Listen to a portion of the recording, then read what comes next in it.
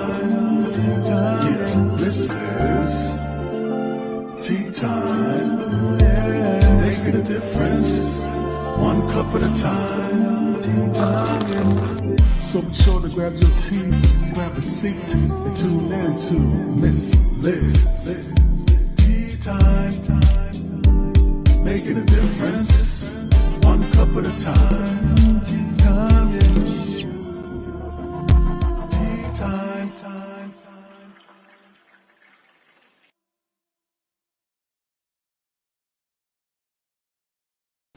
Welcome. It is tea time. Miss Liz is here, and we have a special guest in the house. Today I have Shane Wilson, the storyteller. That's right. He's an author, he's a musician, and we have a few surprises. So stay tuned because this tea is going to be a little different today.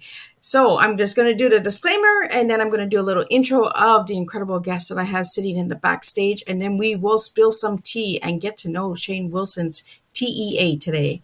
Disclaimer for Miss Liz's Tea Times live shows. Miss Liz, myself, is going live using StreamYard. Before leaving a comment, please grant StreamYard permission to see your name at StreamYard.com.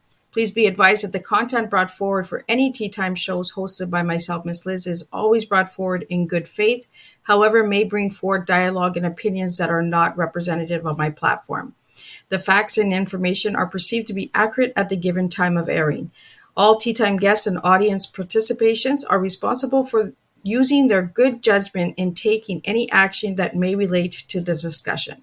The content brought forward may include discussions somewhere they may be emotionally at risk. It is significant to know that this show is engaging in discussion forums only to offer and inspire awareness and connection and is not providing therapeutical advice. If you have any questions about this disclaimer or the panelist discussion, you may freely contact me, Miss Liz, through my email at bookingmissliz@gmail.com. Moving forward, should you choose to voluntarily participate in this show in any aspect, I myself, Miss Liz, welcomes you. Should you decide that the show is not made for you at this time, I respect that and will see you at a later show at a later date. Now we got that disclaimer out of the way. Now let's do a little intro. I'm going to bring Shane in, and I'm just going to do a little mini intro, and then you can check out his full bio on Miss Liz's Facebook page. So I'm going to bring Shane in. So a little bit on Shane Wilson. So Shane Wilson is a storyteller. No matter the medium, the emphasis of his work is on the magical act of the story and how the stories we will immortalize us and give voice to the abstractions of human experience. His first two contemporary fantasy novels, as well as a stage play set in his World of Muses universe, are currently available. And for his full bio, you can check it out on Miss Liz's Facebook page or my link tree. So welcome, Shane. Thank you for joining me today for tea. Yeah, thank you for having me. So I just move along like a little jelly bean here, just a flow. So Shane, so how did it all start, the storytelling? I think that the best answer that I've come up with for this is something that I'm asked frequently. And for a long time, the answer always sort of shifted, like it's kind of a moving target, and it got further and further back in my history. Every time I would talk about it, I would sort of unlock another part of it. And I think that it's just that my family was full of storytellers, and my mom and dad grew up in sort of the foothills of Alabama, in very blue collar sort of families with not a lot of entertainment options, right? Like they did not immediately have television, things like that. And so they resorted often to stories to sort of fill the time.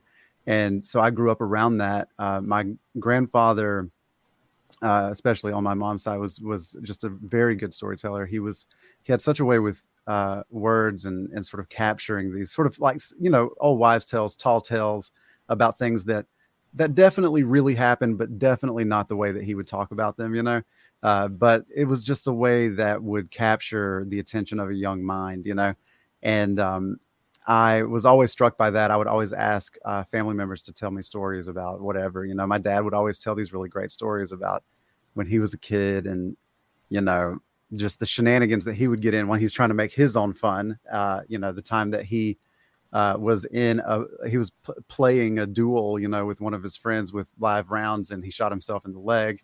Oh, And I think he didn't know that the gun was loaded or something. He was just a dumb kid. They set a cornfield on fire one time, and this old woman thought that the world was ending.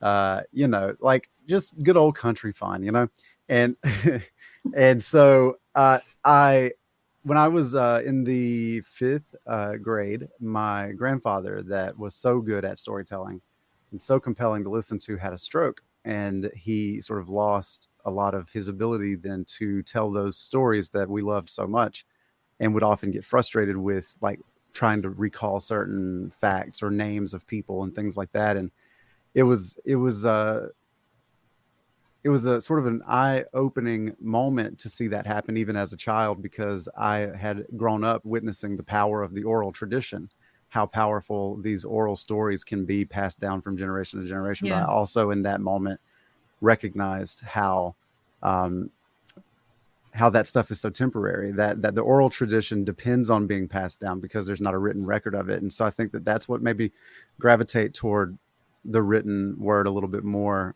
maybe than the oral tradition. And then like on a much more kind of like mechanical level, my parents were always super supportive. They bought me a typewriter when I was a kid. I learned how to spell on it, and just that sort of like the mechanical nature of that process of sitting down in the chair in front of the typewriter and going to work and pecking the keys. And like I would ask my mom how to spell words, and she would read them off to me, and I would just like hunt and peck when I was like a little kid, I love the pecking of the old typewriters, right? Yeah. The sound of them, like. For sure. Yeah. There's something pretty therapeutic about that. Cathartic, I guess. Yeah. But yeah, I mean, so like that's sort of where it all began. And then, formal education in elementary, middle school, and high school, they did their best to make me fall out of love with it, with just assignments that didn't resonate with me or whatever. And then I kind of came back around. I was writing really bad poetry when I was in middle school to try to like hit on girls. And the little school, love letters that we passed, right? Yeah, I've still got all of that stuff around here somewhere. It will only see the light of day after I die. It's all really bad, but that was always a part of me, right? Like I was always like in it, like doing that sort of stuff, practicing it or whatever. And then in college, it received a little bit of refinement, and then there you go. From there, we get to hear. Sorry, that was a long answer. No, that was awesome. I love it. I love storytelling. I come from a blue collar family too, so we always had the moonshining stories, right? On how the great grandpa made the good old moonshine and stuff like that. Yeah, you can't write down moonshine stories because that would create a paper trail. So yeah, and we can't do that. We can't have those trails, right? So you started writing at what age, Shane? So the very first story that I really remember writing was in second grade. I wrote this story about this big scary dog that lived in the neighborhood, and like he stepped to me when I was on my bike, and he like blocked my path home, and so I threw my bike in the ditch and cut through the neighbor's yard and ran home that way. And so I wrote some fictionalized version of that where the dog was bigger and scarier, and I drew a cover. I like designed a cover for it. I put it all in this like folder and like bound it, so like it was that is the first artifact that would represent like my first like real attempt at story making, I guess, which is a little different than storytelling. But so what is the difference in story making and storytelling? I don't know what the difference is, because I think that when you're storytelling, you're talking only about the narrative, right? Okay. The narrative itself. I think when you're story making, you're considering all of the other things, like the myriad of other factors that go into that, right? And that is presentation, visual aesthetic. These are choices that you don't always think are important when you're putting a novel together, but font style, spacing, cover design, all this stuff is incredibly important, and all of that goes into like story making, right? Because you're now making something that someone can hold, as opposed to just telling someone a story. Yeah. And there is a lot of aspects of writing a novel and putting a book together. Yeah. It's not just words on paper. There's a lot of things that you have to really, absolutely. It's like making a jar jam, right? You got to put the right sugar in. You got to put the right, That's right. So I noticed that in your bio that you have a couple novels out. Could you share with the viewers and listeners out there the name of the novels are? Yeah, so the very first novel that I ever wrote is called A Year Since the Rain, and it is a contemporary fantasy story about a guy who is going through some like personal grief and trauma over the loss of the unexpected loss of his father, and the loss of his significant other, one to death, one to leaving, uh, like unannounced, and he then just decides to like bear down and just sort of like stick in his ways, right? Like he's just, this is the way that he's going to cope with this, is by just kind of like bearing down. And all around him, the world begins to fall apart. And it's largely because of his own refusal to make any sort of personal progress or Yeah. strike out on his own. He meets this woman that sort of helps him through all of that. Her name is Nona, and she is how I have sort of reimagined the Muses. You mentioned the World of Muses Yeah. is this sort of extended universe that I'm writing in. It's all of the novels connect, but they are all also like standalone stories. You can read any of them without having read anything else. They would totally make sense. But they do lock into each other like puzzle pieces, right, to reveal the full picture of what's going on in this world.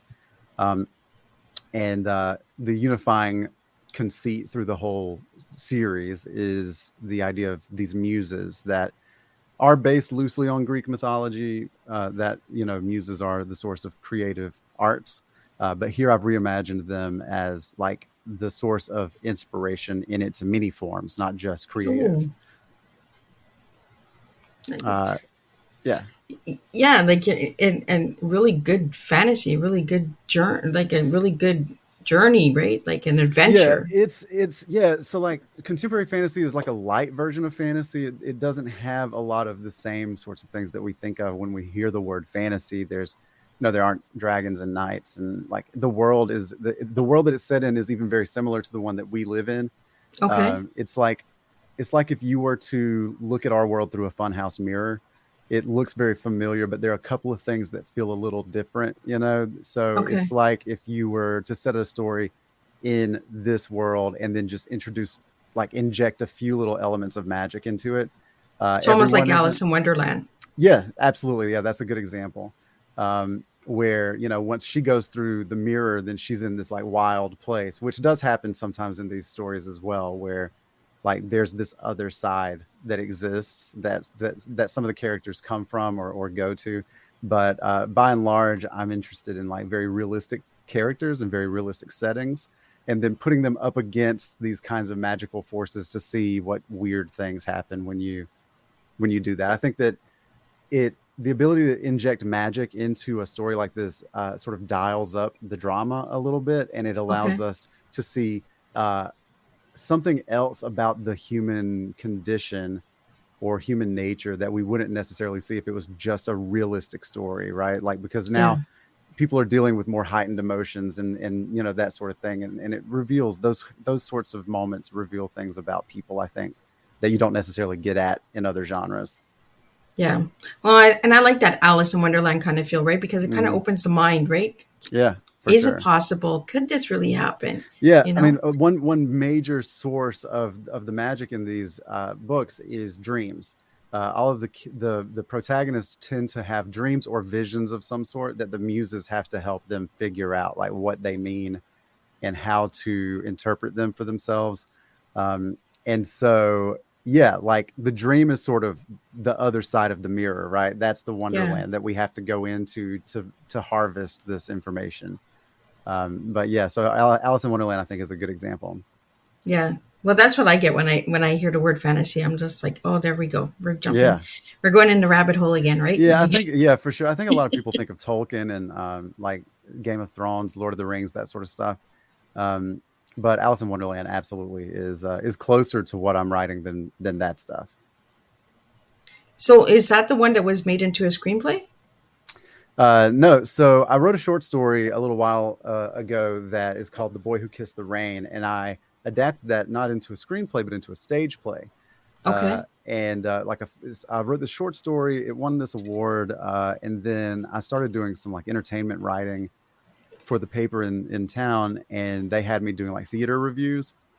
I was a theater major for a little while in college, and so that's always sort of been a love, Yeah. but I had not done anything in theater for a long time. And then I was going to see these plays, and I was like, wow, I wonder what it would be like to like write a play, right? Like, what is that Yeah. process even like?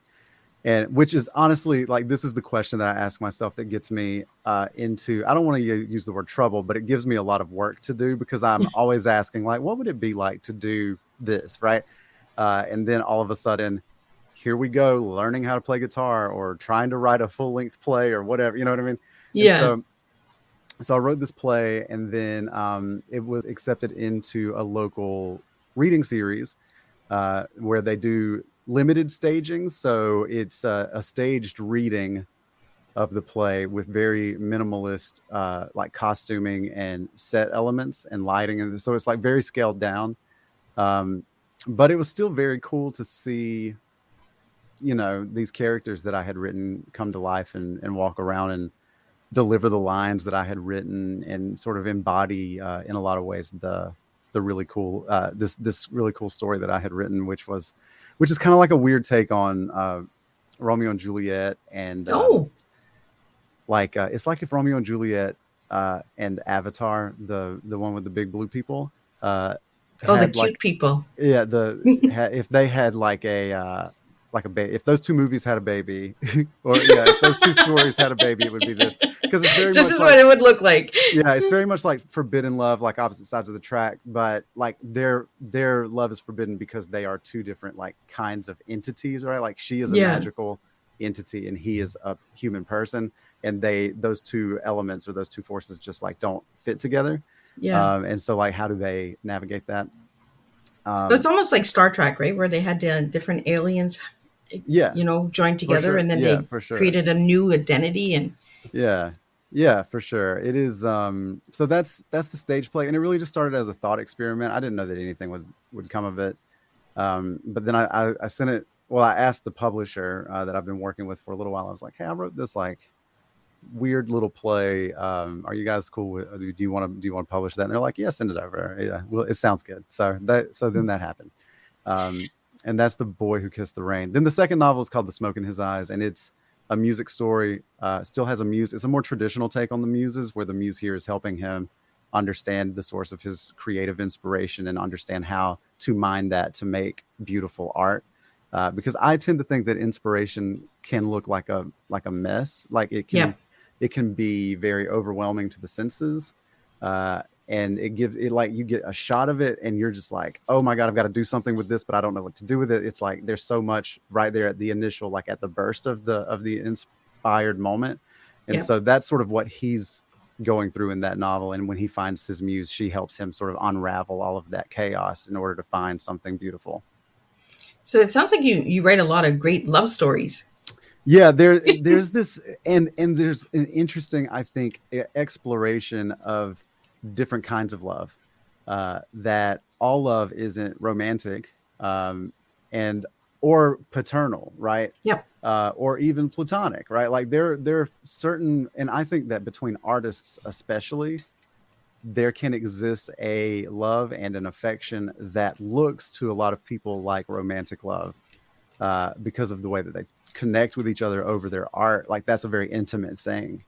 But that doesn't necessarily mean that they want to like date each other or get married or anything like that. They just find each other in the art and they just live in that, Well, I think with the work that you do, Shane, you're actually making people look at words differently. You kind of do like what I do with tea, kind of play with the mind and all of that. Open the mind, because when people hear the word love, right away they think, romantic partnership, right?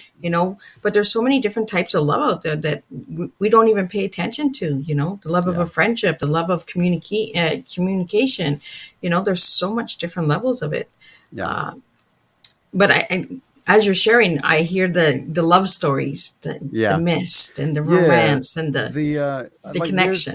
In the Smoke in His Eyes, there's sort of two love stories that happen there with the protagonist. He, when he's in college, he starts to play music with this girl named Leela that he meets like in class. and she plays bass guitar. He plays like electro or like lead guitar or whatever.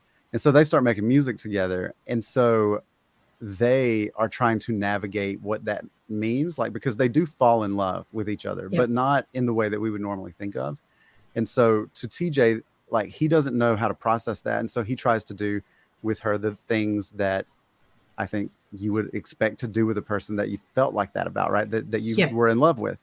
And then when she rejects him, it confuses both of them because she acknowledges that she doesn't want to do those things with him, but she does love him. So like, what does that mean? And so it's them trying to navigate that space where, you know, we live in a world where when you see depictions of love in media, it always looks a certain way. Yep. And yet they're trying to find their own way through that very different kind of love that feels probably very similar to romantic love. It just isn't the same thing.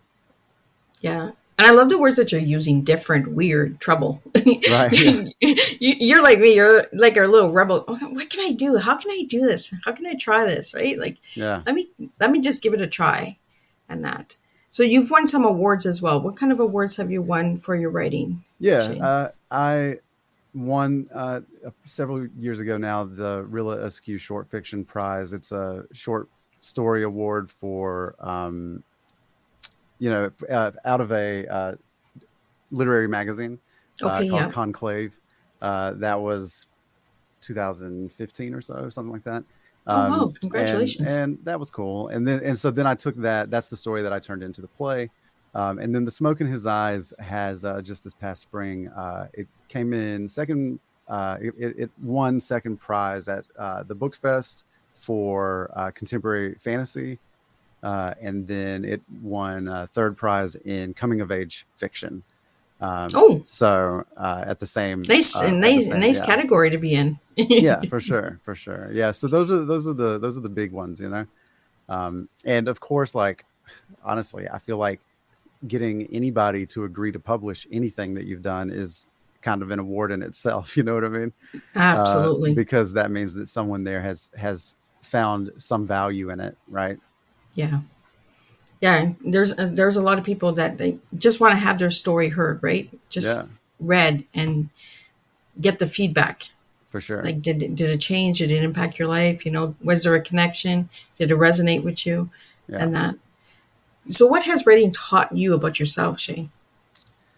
Well, it has taught me that I am incredibly stubborn and and unwilling to let go of something once I have it in my sights, right? Or once I have an idea that I think is worth pursuing, I will pursue it all the way to the bitter end, even if that means ultimately deciding that it's a no-go, right? Okay. If I get an idea for a story, I will write that story out until it either stops coming out of me or it's finished, right? And I think that you have to be a little bit stubborn. I guess a better word for it would be persistent, because it's not easy work to, park it in the chair for hours at a time to essentially do homework. And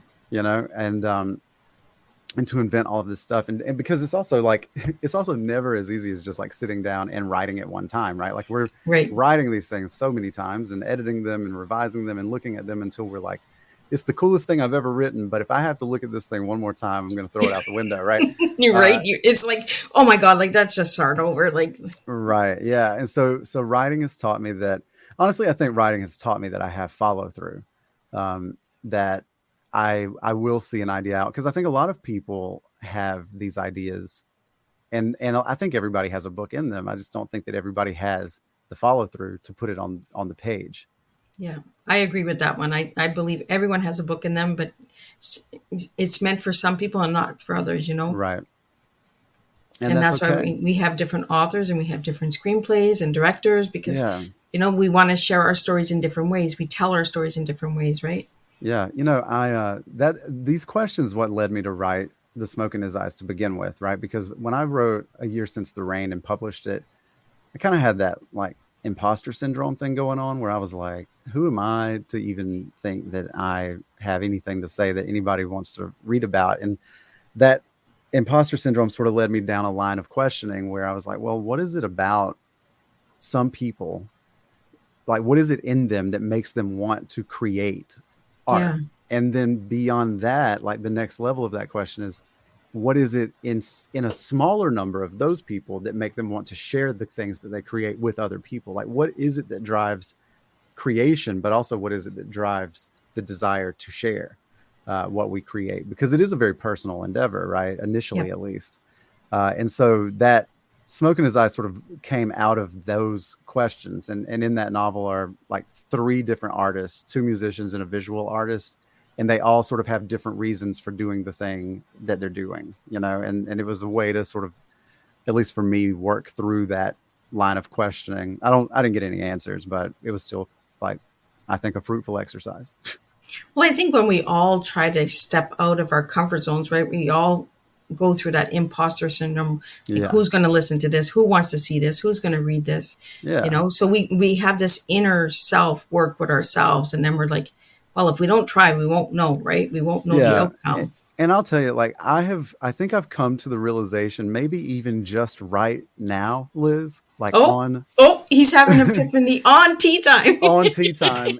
And I think it might be that if you ever hit, like, there's value in imposter syndrome, even though it feels bad at the time. Yes. And the value is that it means that you're trying something new.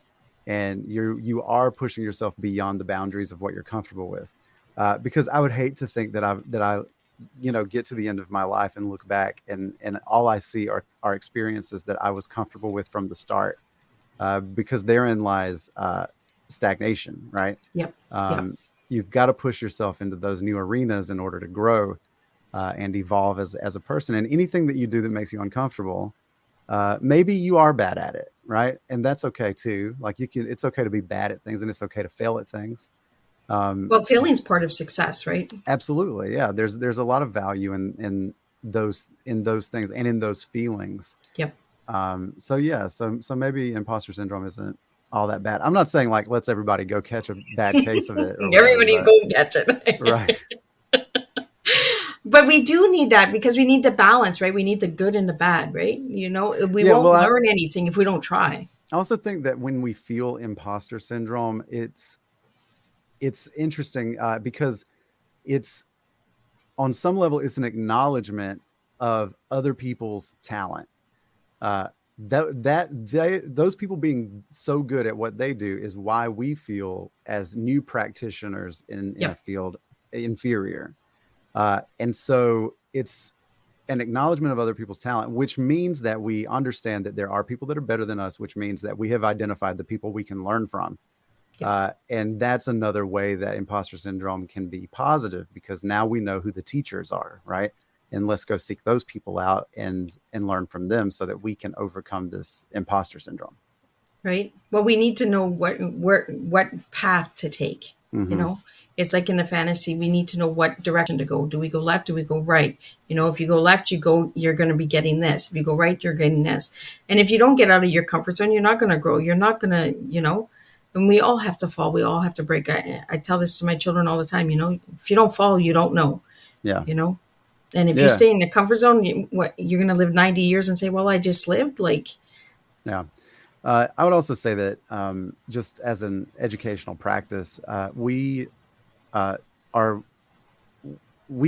come to recognize what makes something good long before we become good at making that thing ourselves, right? Like I, for many years, knew what I liked about music, right? I could point to certain notes or key changes or vocal things. Like I could point to it and I could say, I really like that. That moves me, but I don't know how to make it happen for myself, right?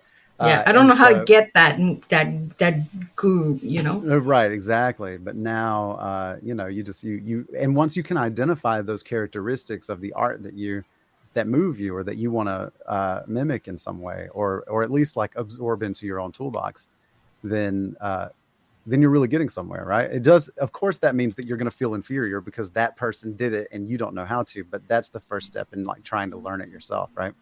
Right. Well, it's a curiosity too, right? Mm-hmm. How does this person do it? Can I do it? Yeah. Can they show me? Some might say, no, I'm not showing you. So So you mentioned the toolbox. So I think it's a good time to ask you, what is your T, Shane? Yeah. So like I was thinking about this earlier, and I was trying to figure out what are the things that this is, I guess, probably the student in me. I was like, what are the things that I want to touch on? And then what are the words that I can use to make them fit into this acronym?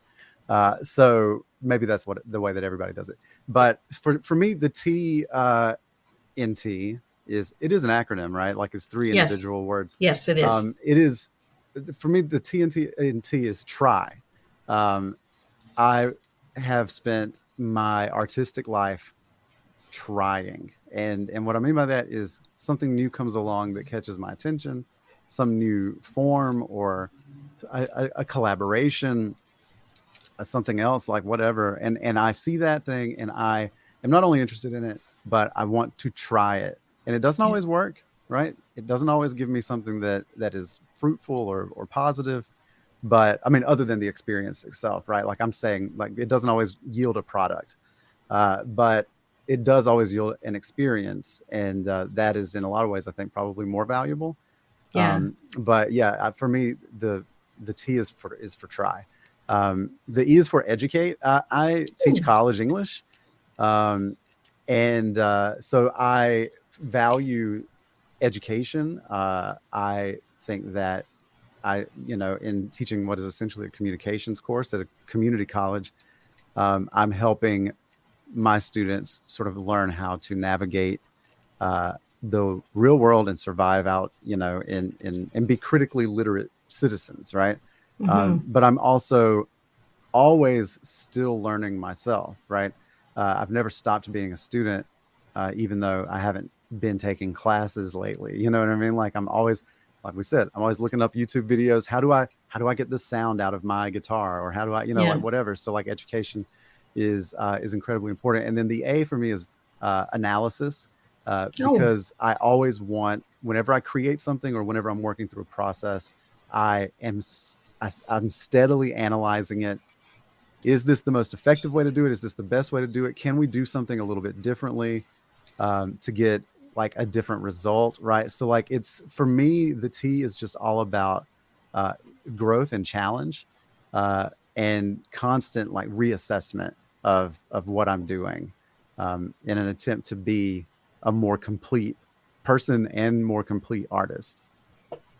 Well, and it really aligns because as a child, you were always trying, you were trying new things and, learning how to tell the story and be the and then education. Like a teacher, we need the education. And I love that you brought up communication. I want to get into that because there's a lot of things that I feel that we don't have enough communication. We don't have enough open dialogue. We have all of the short form. Yes, I'm fine. I'm okay. Right. But we're not getting into a deep conversation. Yeah. So are you finding that as you're teaching your lessons, that communication is lacking in today's world? Yeah. So this is also, I think, interesting, something that I can probably talk for way longer about than you would care to listen. But I think in short, brevity is kind of a problem. It is, but I think that it's less to do with like how concise communication is becoming and more to do with how sarcastic it's becoming. Yes. It's that it's short and sarcastic. I think that's the most damaging part of it. And I'm talking specifically of like a particular brand of meme. I always talk to my students about the memification of information, and how a meme, whenever you consume a meme that is meant to inform, it would have you believe that everything you need to know about this particular topic is contained in this square image. And that is just not the case. Much like everything that you need to know about a given topic will never be contained inside of a 30-second TikTok, right? Yeah. It's nice to get an introduction there, but you cannot take this as all that you need to know about this information, right? Like this is all icing and no cake, And so it is, I think brevity can be good as long as it acknowledges its own shortcomings, and provides a place to go to receive more information about this thing. As long as the brevity or the short conversation, short communication acknowledges that it is just a teaser, right? Like it's just an appetizer. then I think that Yeah, it it's can just the be beginning of the productive. meal. You got Yeah, to it can dig be more, productive. right? Yeah, but no one should be able to look at 180 characters or 240, however many characters Twitter is now, and think that they know everything about why gas prices are high or whatever. You know what I mean? Yeah, And I do think that the memification of information and how it's always sarcastic or seemingly mean spirited um, also carries over into this like sort of like tribalism that we're starting to see, where people break down into their core groups and they don't talk to people outside of those groups, or they listen to react as opposed to listen to hear. yeah, Like these are all sort of like problems that we can address through education. And no one wants to have difficult conversations. They just want to like shout each other down. And I try to teach my students that discomfort is okay, right? Like that yeah, living in those more uncomfortable moments in these conversations can really get us somewhere. If we just spend the rest of our lives taking up extreme positions without listening to someone else's opinion, then we'll never understand where they're coming from or why they exactly. think the thing that they think. It's okay to disagree with someone vehemently, but I want to understand why that person believes what they believe, so that way I can better communicate with them, right? Right. Yeah, I find that the communication is react. There's no listening, It's there's no all reactive understanding. for It's sure. all Yeah. reacting, right?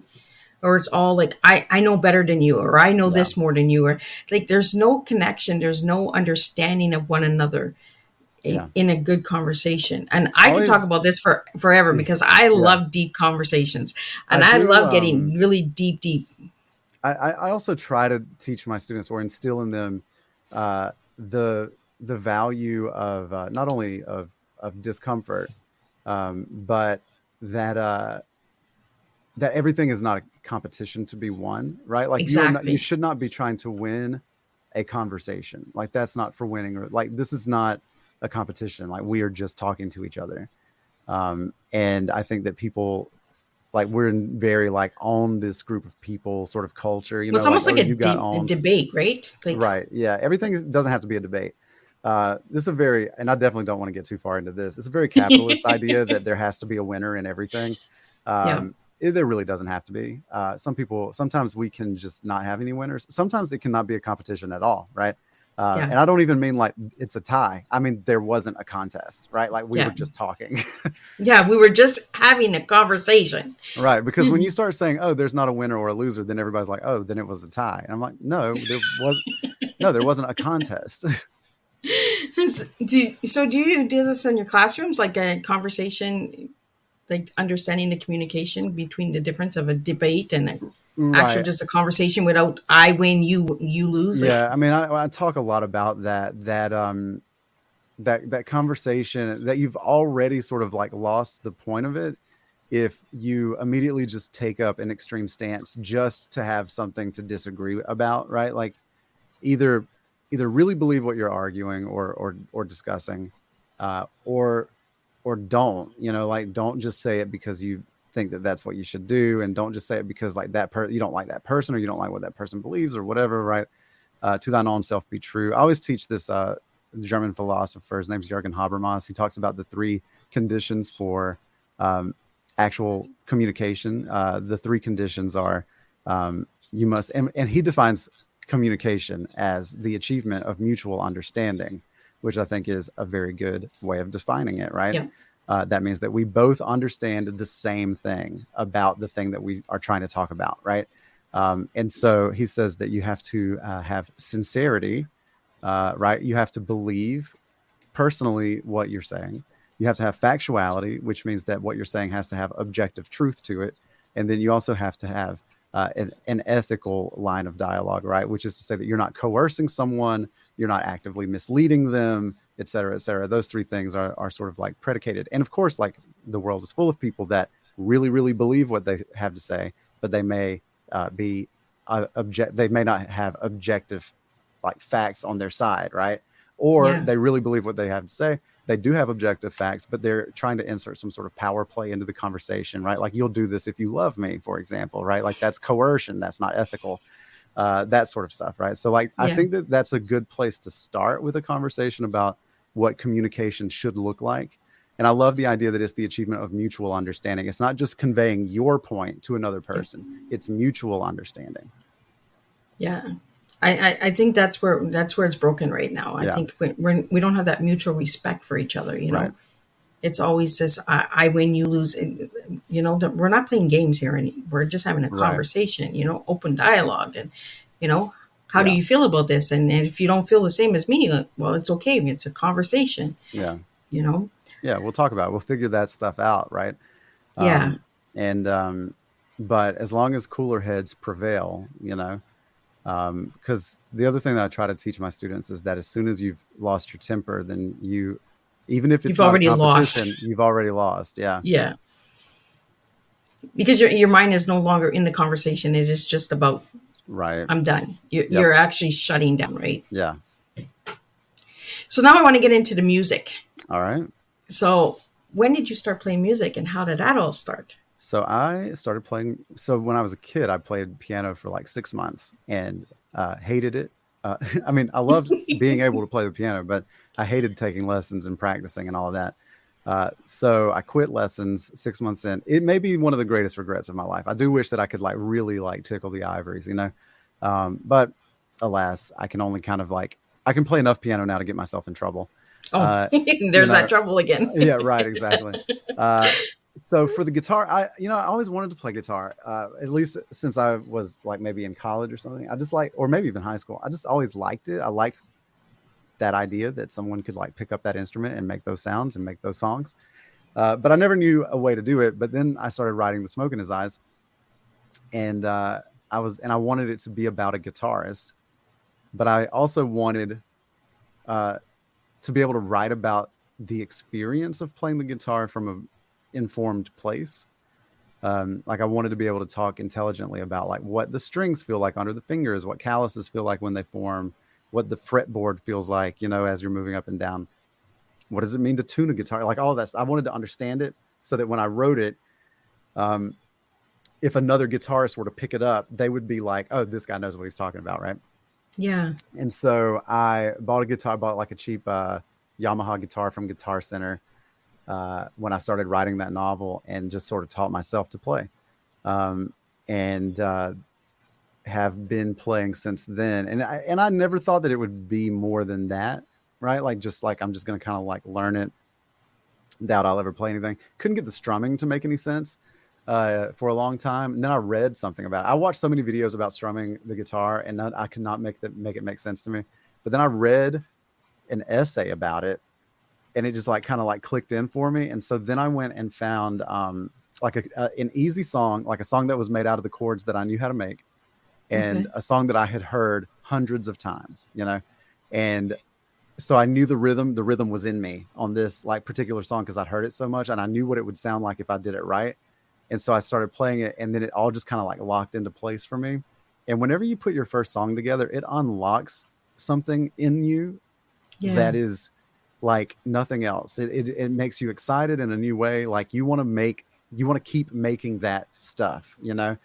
And so I continued to sort of like play a bunch of sort of cover songs for a while, but I wanted to write a song, and I wanted to write the song that TJ writes in the book, because I thought it would be really cool to have that come out into the real world, right? Yeah. It'd be something to do at readings. It would make it would make the story, I think, it would give the story more texture if people could like go to a place and hear this song that he wrote. Of course, like the great joke of it all is that this is the masterpiece of TJ's life, the thing that he's worked his entire life to like try to write. And then I wrote this as my very first song ever. So it's probably the most elementary thing anyone's ever done.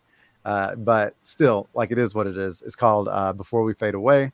And it's a song that I'm still like pretty proud of. I put it on, I had a little band for a little while called Sequoia Rising. It's just a 2-man acoustic outfit, acoustic guitar and some percussion.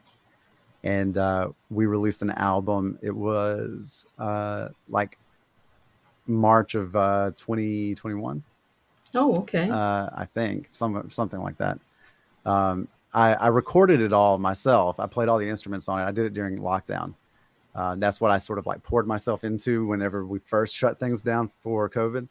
And so I recorded it all myself and then got it mixed and everything. I don't actually really know when it came out. I think maybe actually February of 21, but whatever. It's called Of All the Things I've Ever Said, I Mean This the Most. Oh, I love the And title. yeah, it's a killer title. I was pretty proud of it because I don't know if you can tell, but I say a lot of things. And I felt like that title was appropriately wordy, but also it carried some weight because I say so much, but like this, I mean this stuff the most, you know? Yeah. It's like a collection of like sort of confessional, like acoustic ballads, narrative sort of work. There's a song about Amy Winehouse on there. There's, you know, a song about like a jerk at a bar. There's, you know, but then there's a lot of like sort of soft, like love stuff on there too, you know? So could we get a couple songs from you?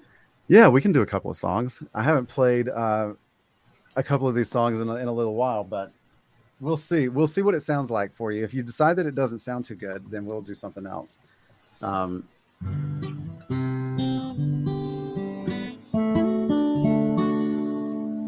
do we feel about that? Do we need You sound good. more of something and less of something else? So Nope. I'll do. Sounds good. Cool. I'm gonna do Before We Fade Away. This is a song that the very first song I ever wrote, and this is for it was for the novel, right? So Before We Fade Away.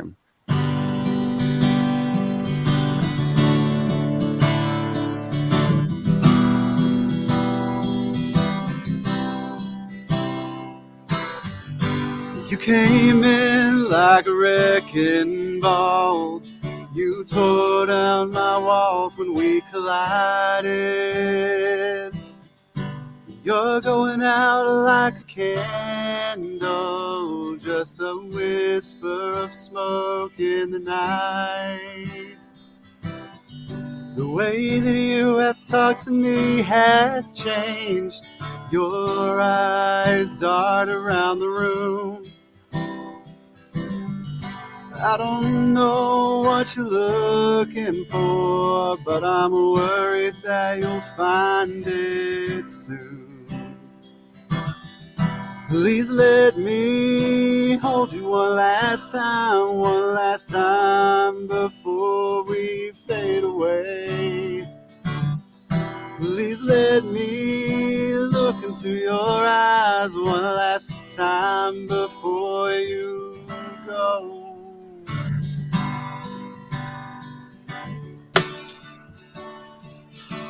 I just broke a string. Oh. Only on Teatime. Right, only on Teatime. I should have known that it would. Let me grab the other one. Hold on. We gotta back up. That's all. We always need a backup, right? And that's how it is on Teatime. So for any of the viewers and listeners that are watching now and watching the replay, just let me know where you're tuning in, because I always love to hear where you're tuning in from. And if you'd like to know more on Shane, you can check out his website. It is here. And in the audio part, it will be in the description, so you can find all that incredible stuff there. And we will continue to jam a little bit with some tea. I should have known that it would end like this tonight. You're packing up your things. You're faded out into the darkness while I'm feeling silence with guitar strings. You are not something that can be contained.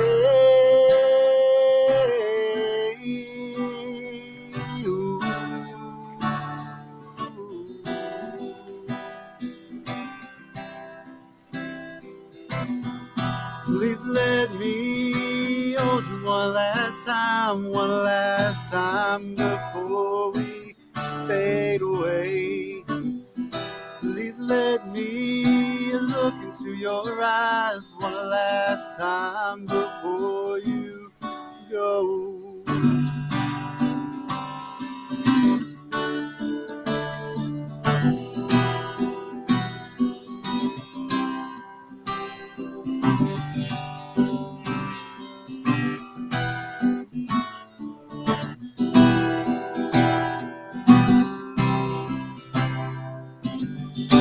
I still feel you in this place. Your smell lingers in the room. This bed is just too big tonight. My hands go searching for you.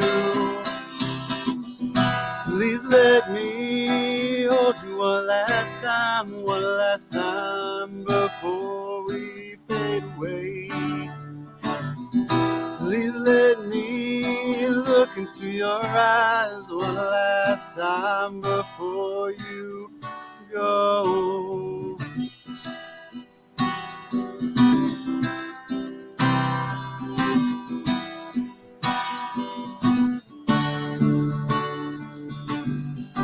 You are not something that can be contained,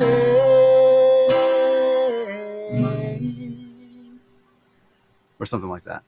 Awesome. So it's sorry for the string break right in the middle. Only on tea time. Every time. We just jump right back into it there. Well, that's it, right? We just keep pouring. We keep spilling. That's right. So do you have one more song for us, Shane, before we wrap up? Yeah, let's see. Let's think about it really quick. Let me see if I can... No,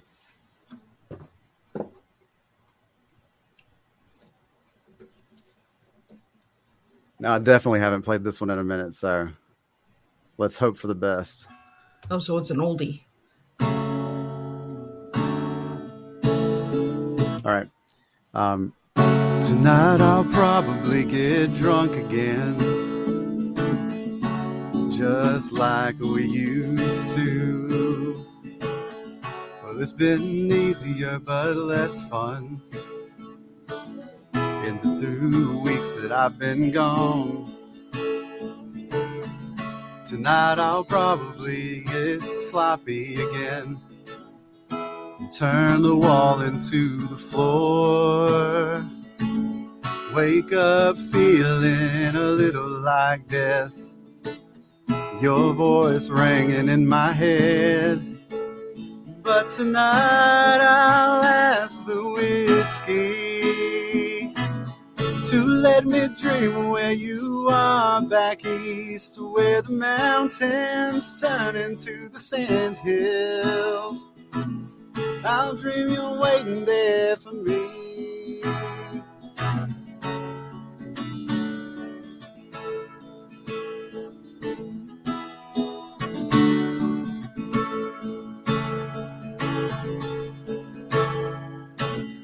Tonight I'm reading your letters,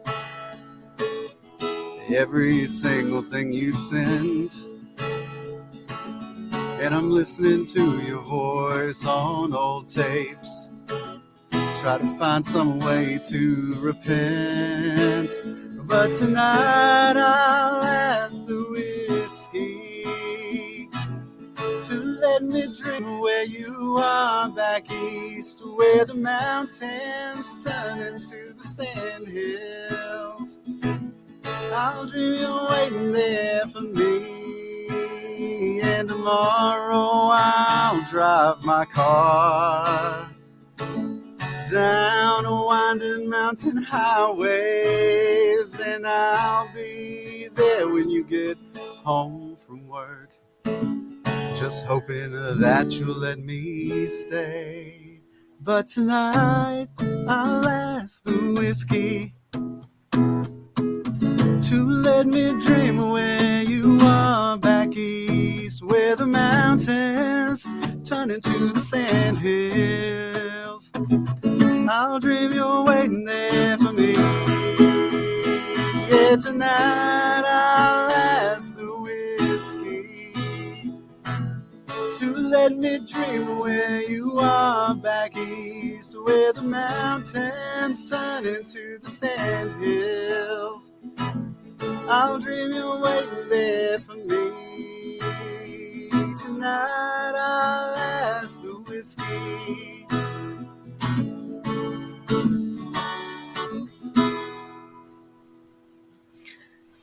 Awesome. So before we wrap up your tea time, Shane, any final words that you have for the listeners and viewers out there? Oh, you know what? I mean, I guess just I mean, look, like I just play the guitar here for you guys, right? And like I'm no professional. So I think it all just goes back to try, right? Because you'll always come out with something on the other side that you can be proud of, even if nobody else cares, right? And that's really what we do it for, right? Is to extract something out of ourselves. And sometimes that's in a story, and sometimes that's in a song or a poem or whatever. Like the stories will find you if you allow them the room. So just give it a try. I love it. I love it. And that's what we're doing here, right? Is we're trying and we're spilling tea. We're bringing music. We're bringing storytelling. We're bringing communication, dialogue, a good old conversation. So I want to thank you, Shane, for joining me for tea today and sharing your tea, because you did share a strong tea. So try, educate, and analysis, Yeah. I believe. Or right? analyze if you really Analyze. There we go. Keep it on point there. Well, two strong A words, right? That we Yeah. need to be speaking more of in that. So I want to really thank you for joining me today on Tea Time. Absolutely. And I will see everyone back on, let me see, August 28th at 3 p.m. And I have Kelly Brackhoff coming in, and she'll be sharing on sign language, American Sign Language. So we'll be doing some sign language that day. There's always a different tea, always a different blend, always a different flavor that comes to the table. And if one tea doesn't resonate, the next one will. And it's like Shane said, we got to try. If we don't try, we don't know. And Shane, I really want to thank you for sharing those two amazing songs. And I'm sorry for the guitar string. Oh, hey, it's okay. It's not your fault. I promise. I probably should have changed it a long time ago. But I really enjoyed sitting down and having tea with you today. And Absolutely. and I want to put a special shout out to Mickey Mickelson, who has been giving me these incredible guests and working with me, collaborating and bringing strong teas to the table. So again, thank you to Mickey from Creative Edge for giving me Shane and Kelly and all the other incredible guests that have come on Tea Time. Shane, is there anywhere where they can find the books before we wrap up? Yeah, actually, you can find everything Shane Wilson over at shanewilsonauthor.com. That'll be the books, the music, the whole shebang will be over there. Awesome. Thank you so much. And I want to put a shout out to Dr. Teresa Morley for joining us today in the studio. Thank you. And check her out. She has a book coming up. So she will be maybe a guest in 2023 because Miss Liz is fully booked for the year. So Shane, we have a couple seconds left. I want to run it right to the hour because I want to give you your full hour. Okay. So any last words for the students out there that are into storytelling or music or anything that you have for them? Yeah. Just find a way. Listen, if you're a student, especially, the educational enterprise will do its best to get you to not like writing. It has sort of over institutionalized the practice. It will make you do a bunch of research papers and a bunch of stuff that feels completely disconnected from the real world and also from your own personal passions. Don't let that get you down. There's good writing to be had. There's good stuff to read. It doesn't all have to be boring and dry. You can absolutely find yourself a good mentor that is willing to work with you on the things that you want to work on. And then, do the things you have to do to get the grade, right? But then really focus on the things that you're passionate about. Awesome. And for all of your students out there, can they check out this Tea Time? Can they give a little high five or something? I'd like a little shout out, maybe a little video or something saying way to go. Right. Yeah. I mean, maybe we'll see. We will see, I suppose. Awesome. Thank you so much, Shane. Absolutely. Thank you to all the viewers and listeners who tuned in. And if you're watching a replay, please let Miss Liz know where you're tuning in from. I always like to know where my listeners are coming in from. And if you like a topic and you want more of it, please reach out and let me know as well. And you can find everything on www.misslizsteaparties.com. All of the podcasts are there as well, so you can find them there. And if you'd like to listen to the audio, you can find me on 24 different platforms, and I'm all over. So if you want to check out and get these Tea Times and you think that you can't find them, you will be able to find them. And again, a special shout out to Creative Edge for all of these incredible guests. And I do want to put another shout out to Mental Health Warriors. Check out they have a show as well to bring awareness to mental health, because we do need to bring awareness to mental health and stay stay connected in that. And I will see everybody August 28th at 3 p.m. with Kelly for American Sign Language. Thank you, guys.